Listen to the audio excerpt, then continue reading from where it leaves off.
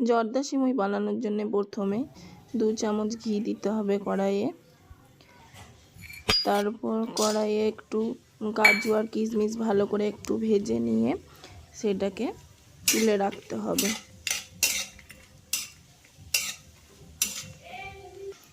তারপর ওই ঘিয়ের মধ্যে তেজপাতা আর এলাচ দিয়ে সিমুইটাকে দিয়ে একটু ভালো করে নাড়তে হবে।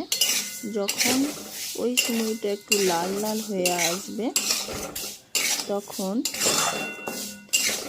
একটা পাত্রে আলাদা করে একটু জল, তার মধ্যে একটু অল্প চিনি আর একটু দুধ দিয়ে ভালো করে ওই মিশ্রণটা তৈরি করে ওই সিমুইয়ের মধ্যে অল্প অল্প করে দিয়ে আস্তে আস্তে নাড়াচাড়া করতে হবে।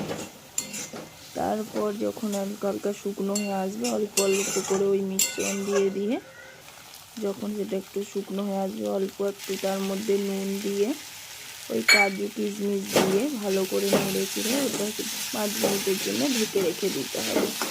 তাহলেই তৈরি হয়ে যাবে সুন্দর সুস্বাদু জর্দা সিমুই। আপনারা একবার বাড়িতে বানিয়ে দেখবেন।